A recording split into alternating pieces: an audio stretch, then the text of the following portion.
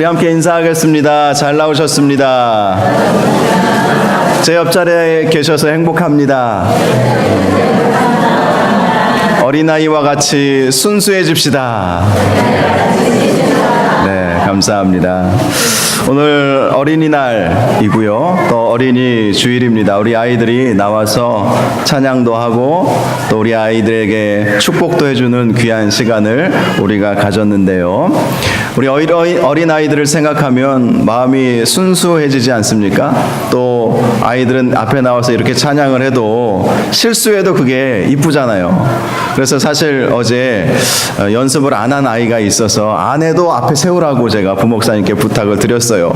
가만히 있어도 그게 이쁘고 귀엽고 그런 느낌을 가져서 그렇게 부탁을 드렸는데 연습한 아이들만 나온 것 같네요. 다시 한번 우리 아이들 위해서 박수로 우리 축복해 주겠습니다. 네. 어떤 분이 돌아가시기 전에 이런 글을 남겼다고 해요. 내가 조금만 더 살 수 있다면 이제는 조금 적게 말하고 더 많이 듣고 모든 것을 나 중심적으로 살기보다는 다른 사람을 조금 더 생각하며 살고 싶고 아내의 짐을 더 나눠서 지고 자녀들에게는 사랑한다고 더 말하고 싶습니다. 가족을 생각하면 늘 아쉬운 마음뿐이죠. 특별히 자식에 대한 부모의 마음은 늘 더해 주지 못해서 아쉬운 마음을 가지고 있습니다. 그런데 믿는 부모는요, 사랑한다는 말도 중요하지만 그와 함께 빼놓지 말아야 할 말이 있습니다. 바로 하나님을 뜨겁게 사랑하라. 예수 잘 믿어라. 교회 잘 다녀라. 이 말인 줄 믿으시기 바랍니다.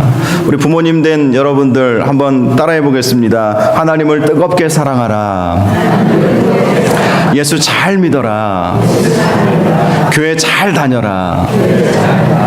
이 말만큼 정말 자녀 교육에 있어서 가장 멋지고 훌륭한 말은 없는 것 같습니다. 특별히 우리가 그렇게 아이들에게 말하기 위해서는 먼저 부모의 신앙이 굉장히 중요하죠. 사진이 먼저 띄어져 있는데요. 여러분 이 사진을 보면서 무엇을 느끼십니까? 과거 우리 어머니들 아마 이 자리에 앉아 계신 분들의 어머니 세대의 사진인지 모르겠어요. 저 흑백 사진을 보니까. 그런데 저는 어렸을 때 기억이 나요. 어렸을 때 저희 어머니가 저를 데리고 철야기도 다니시고 새벽기도 다니시고 들쳐업고 다니신 거예요. 요즘 저런 것도 쓰나요? 요즘에 있는지 모르겠는데 하여간 저걸 뭐라 그러죠? 이 포대기? 거적대기가 아니고 포대기라고 그러나요? 이 포대기에다가 싸가지고 새벽마다 철야 지키고 기도하면서 근데 저 사진을 딱 보세요. 애는 한쪽에 반밖에 안 보인 그 아이는 쳐다보고 있죠. 엄마가 왜 저렇게 울어? 뭘 잘못했나? 근데 나중에 보면 알죠. 기도하는 어머니의 모습을 아는 것이죠. 엎혀있는 아이는 어떻습니까? 놀고 있죠. 놀고 있어요. 그래도 여러분 다 봅니다. 다 느껴요. 느낀다는 것이죠. 안 보는 것 같아도 다 보고 못 느끼는 것 같아도 다 느끼는 것이 우리 아이들의 모습이죠.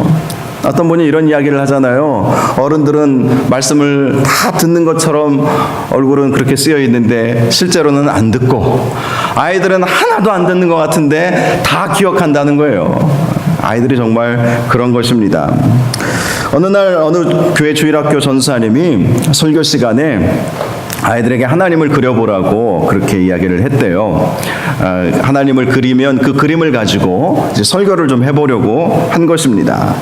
그림 그리는 시간이 끝났는데 전사님에게 아이들이 이제 그린 그림을 보여준 거예요. 어떤 아이는 예쁘게 무지개를 그렸어요. 하나님은 무지개와 같으실 것이다. 또 어떤 아이는 큰 손을 그렸습니다. 이 도화지 가득 하나님은 큰 손과 같이 우리를 도와주시는 분이시다. 이렇게 그렸어요. 그런데 한 아이가 넥타이를 맨 남자를 그린 거예요. 와이셔츠에 넥타이를 맨. 그 아이가 누구냐면 그 설교하고 있는 전사님의 딸이었어요. 그래서 전사님이 물어봤어요. 아니 하나님을 그리라고 그랬더니 사람을 그렸네. 이렇게 물어보니까 이 아이가 하는 말이 하나님이 누구신지 어떻게 그려야 되는지 생각이 안 나서 하나님은 아마 아빠 같을 거야 라고 생각을 해서 이렇게 그렸다는 거예요. 여러분 얼마나 참 의미 있는 말입니까? 어떤 사람이 이런 말을 했어요. 자녀가 그 아버지 안에서 하나님의 모습을 발견하지 못하면 하나님을 자신의 아버지로 알고 믿기가 어려울 것이다. 그렇습니다. 부모에게서 하나님을 발견하지 못하면 하나님을 알고 믿기가 어렵다는 것입니다. 그래서 우리의 부모가 더 말씀으로 또 기도하면서 이 사진에 나와 있는 저 어머니처럼 주님 앞에 간절히 기도하는 모습을 의도적으로라도 보여주어야 한다는 거예요. 뭘 보고 아이들이 신앙생활을 할 수 있겠습니까? 주일학교 보내는 거요? 여러분, 주일학교는 물론 주일학교가 잘 세팅되어 있으면 너무나도 좋겠죠. 그런데 일주일 동안 주일학교에서 아이들 보내는 시간이 얼마입니까? 일주일은 몇 시간이에요? 시간으로 따지면 엄청나게 많은 시간 중에 주일학교에 겨우 1시간 앉아있다 가는 거예요. 여러분, 아이들의 신앙교육을 교회 학교, 주일학교에 보내고 다 됐다라고 생각하지 마시기 바랍니다. 아이들의 신앙교육은요, 부모가 하는 거예요. 부모가 어떻게 본을 보이느냐에 따라서 달라지는 것입니다. 모르긴 해도 저기 사진에 나와 있는 저 아이들은 나중에 설령 신앙생활을 제대로 못했다 할지라도 힘들고 어려울 때 주님 붙잡겠죠. 기도하겠죠. 그걸 봤으니까, 그걸 보면서 자라왔으니까. 여러분, 이 믿음을 갖는 것이 얼마나 중요한지 모릅니다. 사랑하는 여러분, 우리 자녀들에게 믿음을 물려주시기를 바랍니다. 기도의 모습을 보여주시기 바랍니다. 힘들고 어려울 때 엄마, 아빠, 할아버지, 할머니가 말씀 붙잡고 눈물 흘리는 모습을 보여주세요. 어린이날 이리저리 애들 데리고 놀러 다니는 것도 물론 좋지요. 그러나 하나님과 아이 사이에 부모가 장애물이 되지 않기를 바랍니다.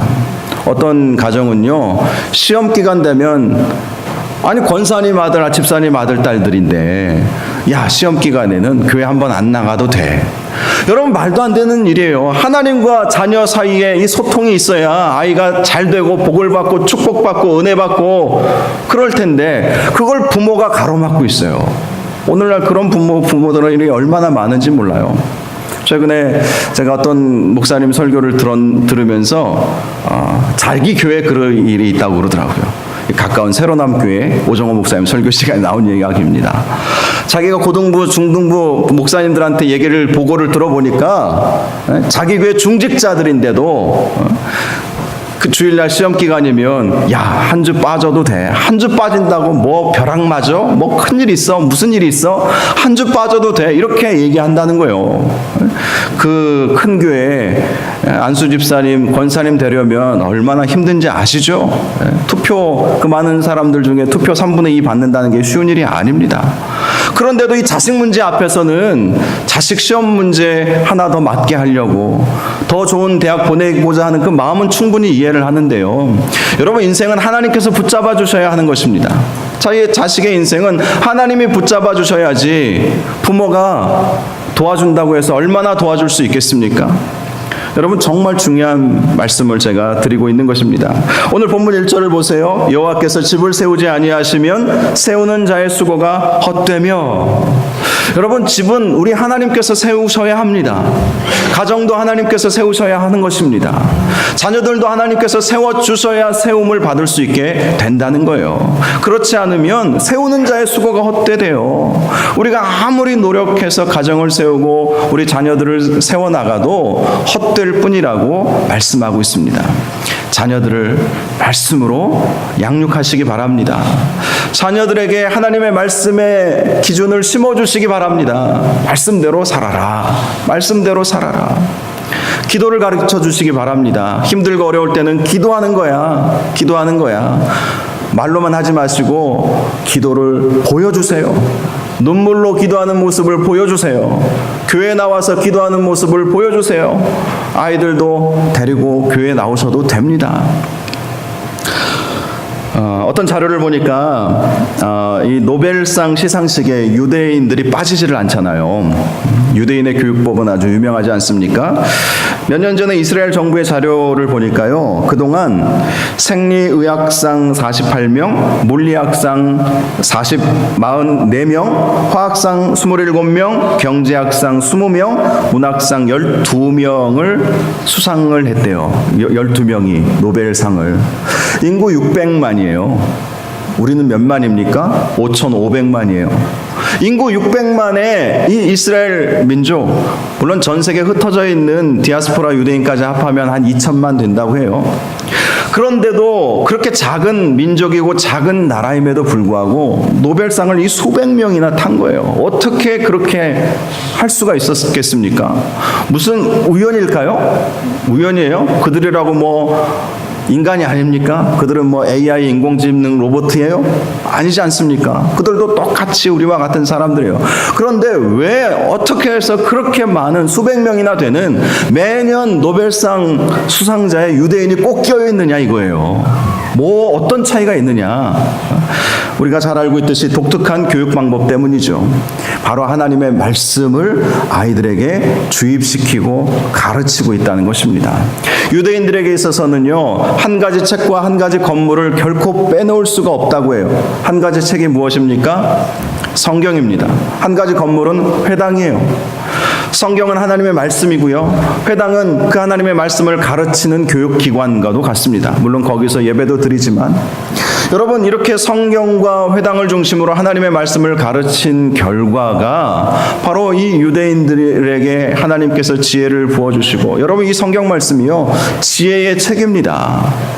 우리 아이들이 이 말씀만 제대로 알고 있어도 지혜롭게 세상을 살아갈 수 있을 거예요. 여러분, 지혜를 준다는 수많은 책들 저도 책 참 많이 읽어봤고요. 많이 가지고 있는데요. 성경만큼 뛰어난 책은 제가 발견한 적이 없어요. 하나님 말씀만큼 아이들에게 지식을 주고 제대로 지혜를 줄 수 있는 책이 뭐가 있겠어요. 그러니 유대인들이 이 말씀을 중심으로 사니 그들에게 지혜가 임하고 그들에게 지식이 더해지는 역사가 있는 것 아니겠습니까? 제가 설교를 준비하면서 다른 목사님들은 어린이 주일에 어떤 설교를 하나 이렇게 제가 몇몇 분들, 유명한 분들을 찾아서 들어봤어요. 들어보면서 은혜도 많이 받았는데 이제 신문 기사를 제가 하나 발견을 했습니다. 분당 우리 교회 이찬수 목사님이라는 분 계시죠. 그분에 대한 신문 기사가 나왔는데요. 이런 기사 제목이었어요. 왜 이찬수 목사는 어린이 주일 설교에 동성애를 15분이나 언급했을까? 그래서 제가 찾아서 한번 들어봤습니다. 그 교회 홈페이지에 들어가가지고 쭉 찾아보니까 몇 년 전에 설교한 내용이 있더라고요.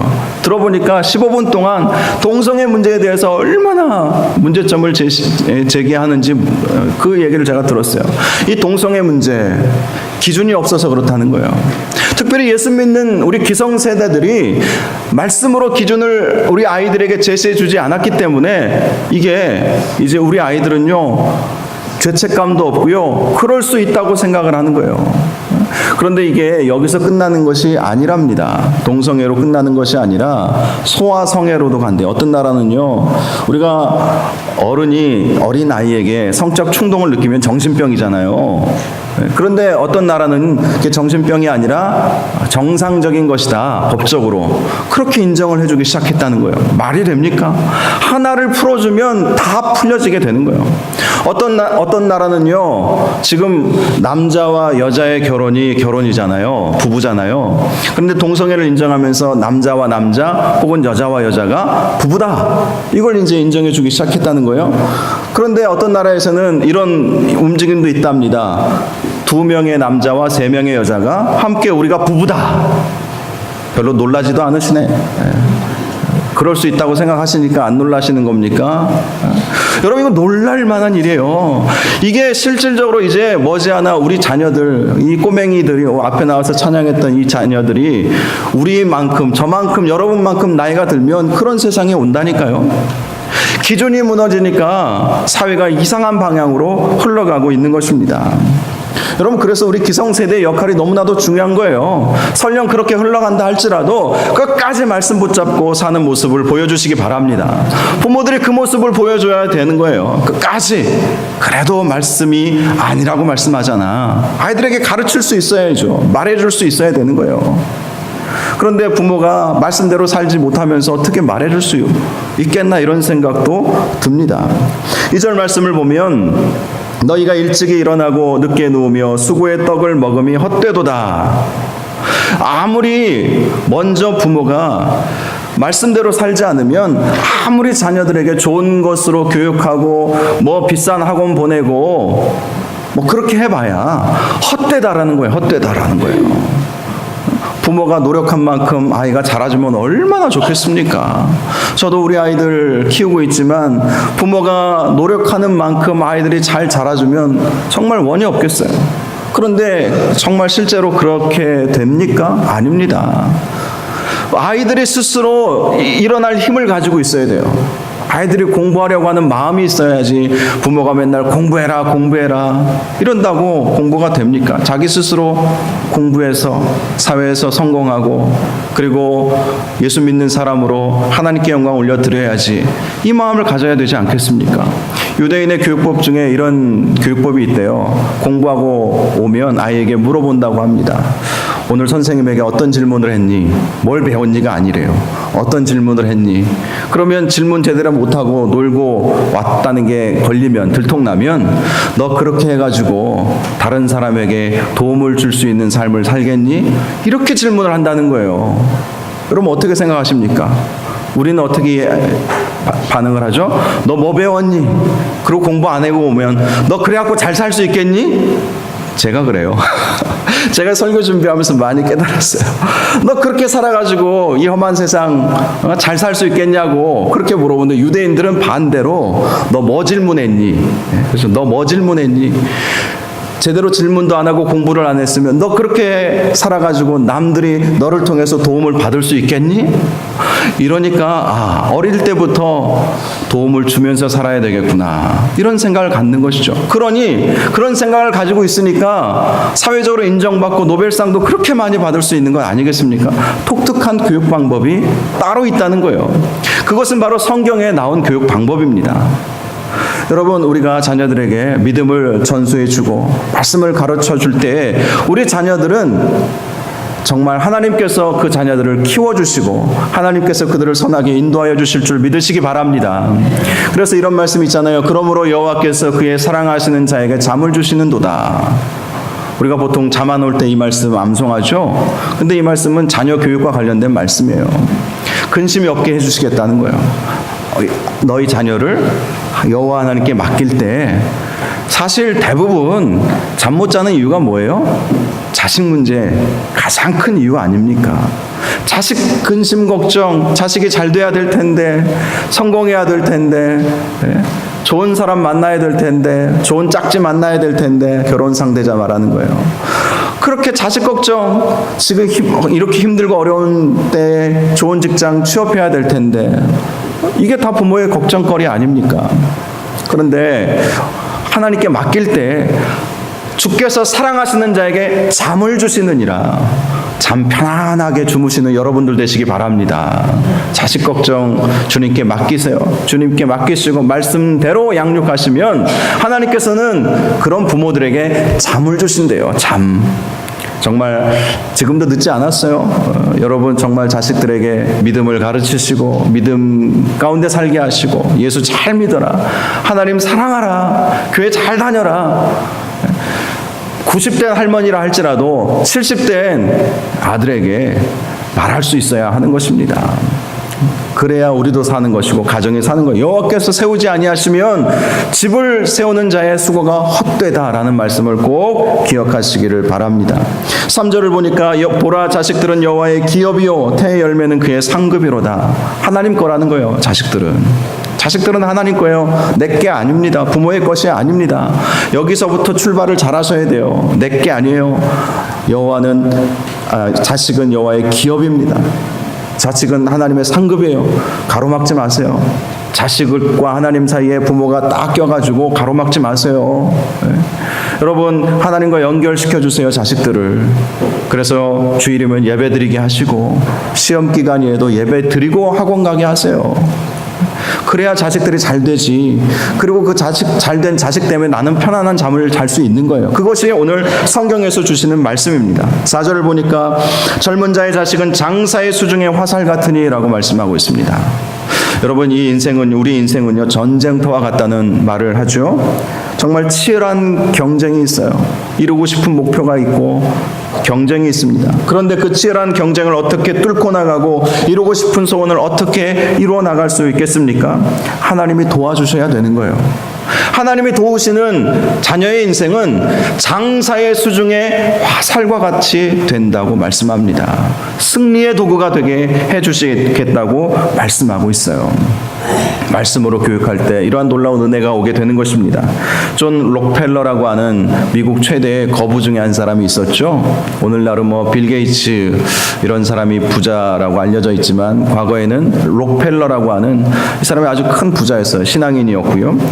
이 사람이요 손자들에게 금전 교육, 이 재정 교육을 자주 시켜줬는데요. 그 손자 중에 데이비드라고 하는 아이가 있었습니다. 그가 나중에 어른이 되어서 할아버지가 자신들을 어떻게 가르쳐줬는지를 알려주었는데요. 그가 어렸을 때 할아버지로부터 용돈을 일주일에 25센트를 받았다고 해요. 그리고 주말이면 어김없이 그 돈을 어디다 사용했는지 결산을 했다고 합니다.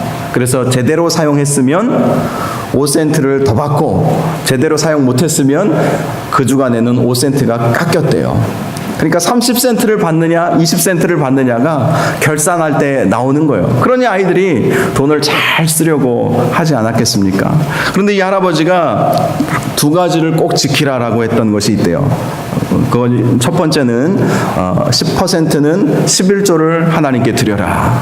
또 10%는 이웃에게 어려운 사람에게 나누라. 이 두 가지를 무조건 이 두 가지는 꼭 지켜야 한다. 이렇게 이야기를 했다는 것입니다. 여러분 말씀의 정신이죠. 그렇죠? 11조를 하나님께 올려드리고 또 이웃을 사랑하면서 이웃에게 나누어주는 거, 구제하는 거, 이거 성경의 정신입니다. 성경의 정신을 가르친 거예요. 그렇게 이 아이가 어렸을 때부터 훈련을 받으니까 나중에 어떻게 되겠습니까? 우리가 결론을 다 짐작할 수 있지 않겠어요? 잘 될 수밖에 없지 않겠습니까? 이렇게 나누고 사니 사람들에게 사랑받고 인정받고 존경받죠. 또 신뢰받지 않겠습니까? 재정 사용에 투명하니까. 하나님께 드리는 이 11조도 하나님께 올려드리니 하나님이 기뻐하시고 마음껏 축복해 주시지 않겠습니까?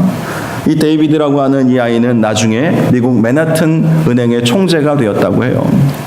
여러분 말씀대로 교육할 때는 장사의 수중에 화살과 같이 된다는 사실을 믿으시기 바랍니다. 왜 우리 아이들이 비리비리 비실비실 거려 라고 생각하지 마시고 말씀으로 하나님께 맡기시는 저와 여러분이 되시기를 바랍니다. 그래서 5절 말씀을 보니까 이것이 그의 화살통에 가득한 자는 복되도다. 그들이 성문에서 그들의 원수와 담판할 때에 수치를 당하지 아니하리로다. 이런 자식을 둔 부모는 수치를 당하지 아니한대요. 성문은요 재판의 장소였대요. 과거에 성문에서 원수와 담판 지을 때 수치를 당하지 않는데요. 왜요? 자식이 장사의 수중에 화살과 같으니까 누가 무시를 못하는 거예요. 하나님이 함께 하시는 자녀를 둔 부모의 축복을 의미하는 것입니다. 사랑하는 여러분, 이러한 은혜와 축복이 저와 여러분 가운데 있기를 바랍니다. 수치를 당하지 아니하리라. 여러분 우리가 억울할 때가 얼마나 많이 있습니까? 그런데 자식을 여호와의 기업으로 태열매를 그의 상급으로 인정하고 하나님께 맡겨드리고 말씀으로 교육할 때 결과적으로 누가 유익입니까? 자녀도 유익이지만 부모도 인정받게 된다는 거예요. 수치를 당하지 않게 된다는 것입니다. 어떤 아이 엄마가 어떤 크리스찬 교수님에게 이런 하소연을 했다고 해요. 이 세상에서 가장 어려운 게 아이 키우는 일 같아요. 어떻게 해야 아이를 잘 키울 수 있겠습니까? 라고 질문을 하니까 이 교수님이 그 비법을 알려주었습니다. 성경에 그 묘약이 있지요. 먼저 잠언 22장 6절 한 컵을 준비하세요. 잠언 19장 13절은 식탁용 스푼으로 둘을 준비하시고 잠언 23장 13절은 아주 소량으로 준비하세요. 잠언 3장 5절을 티스푼 하나로 준비하시고 디도서 2장 3절에서 7절까지 반 컵을 준비하시고 3컵의 인내와 2컵의 사랑과 1컵의 꿈을 첨가해서 기도로 저으십시오. 그리고 아이와 함께 먹으십시오. 도대체 뭔 말이죠? 잘 모르시겠죠? 네. 말씀이 나와 있어요. 잠언 22장 6절 마땅히 행할 길을 아이에게 가르치라. 그리하면 늙어도 그것을 떠나지 아니하리라. 이게 컵이라는 거예요. 이 컵에다가 말씀을 가르치는 이 컵에다가 잠언 19장 13절 미련한 아들은 그의 아비의 재앙이요 다투는 아내는 이어 떨어지는 물방울이니라. 바로 아버지와 어머니가 식탁용 스푼이라는 거예요. 잠언 23장 13절 아이를 훈계하지 아니하려고 하지 말라. 채찍으로 그를 때릴지라도 그가 죽지 아니하리라. 이건 소량으로 쓰라는 거예요. 많이 쓰면 부작용이 생긴다고 합니다. 잠언 3장 5절 너는 마음을 다하여 여호와를 신뢰하고 내 명철을 의지하지 말라. 이걸 한 스푼 넣으라는 거예요. 명철, 네 계획, 너의 지식으로 아이들 가르치지 말고 하나님을 신뢰하라는 거예요. 디도서 2장 3절 7절 좀 길지만요. 이 말씀 보면 늙은 여자로는 이와 같이 행실이 거룩하며 모함하지 말며 많은 술의 종이 되지 아니하며 선한 것을 가르치는 자들이 되고 그들로 젊은 여자들을 교훈하되 그 남편과 자녀를 사랑하며 신중하며 순전하며 집안일을 하며 선하며 자기 남편에게 복종하게 하라. 이는 하나님의 말씀이 비방을 받지 않게 하렴이라. 너는 이와 같이 젊은 남자들을 신중하도록 권면하되 범사에 내 자신이 선한 일에 본을 보이며 교훈에 부패하지 아니함과 단정함과 이렇게 말씀하고 있습니다. 부모의 역할을 잘 감당하라는 그러한 말씀인 것입니다. 거기다가 3컵의 인내, 2컵의 사랑, 1컵의 꿈을 집어넣고 기도하면서 잘 저어주고 함께 먹으라는 거예요. 여러분 이러면 정말 우리 자녀들 잘 됩니다. 우리 어린이 주일이라 특별히 어린이에 관련된 자녀에 대한 설교를 제가 드리고 있지만 딴 거 없어요. 말씀대로 가르치시기 바랍니다. 말씀대로 양육하세요. 할렐루야. 왜 아멘이 적으세요? 할렐루야. 여러분이 아멘하는 모습을 애들이 다 듣는다니까요. 마음에 안 들어도 아멘 하세요. 아이고 나는 여태까지 못했는데 목사님 오늘따라 왜 이렇게 찔리게 말씀하십니까? 이렇게 생각하지 마시고 지금도 안 늦었습니다. 할머니 할아버지들은 손주들이 있잖아요. 그리고 90된 할머니도 70된 된 아들에게도 얼마든지 예수 잘 믿어라, 교회 잘 다녀라, 하나님 잘 섬겨라, 얼마든지 말할 수 있지 않겠습니까? 그게 성공의 비결이기 때문에 강하게 담대하게 말할 수 있어야 한다는 것입니다. 말씀을 마치겠습니다. 여호와께서 집을 세우지 아니하시면 세우는 자의 수고가 헛될 것입니다. 그러므로 우리의 가정을 여호와께서 세우시도록 내어 드리시기를 바랍니다. 자녀 교육도 마찬가지예요. 우리의 자녀를 여호와께 맡겨 드리시기를 바랍니다. 말씀 중심으로 양육하시고 교회 중심으로 양육하시기를 바랍니다. 그리고 신앙의 본을 보여주시기를 바랍니다. 예배의 본을 보여주시고 기도의 본을 보여주시고 말씀의 본을 보여주시기를 바랍니다. 그러면 우리 자녀들은요 장사의 수중에 화살같이 될 것입니다. 그리고 그 자녀 때문에 우리는 성문에서 원수와 단판 지을 때 수치를 당하지 않게 될 것이고요, 또 말씀이 나온 것처럼 편안한 잠을 자게 될 거예요. 하나님께서 은혜 주시는 삶을 누리게 될 것입니다. 저와 여러분의 삶이 바로 이러한 은혜가 있기를 바라고요. 우리의 자녀들이 말씀대로 잘 자라가서 장사의 수중에 화살이 될 수 있기를 주님의 이름으로 축원합니다. 우리 함께 찬양 같이 부르도록 하겠습니다.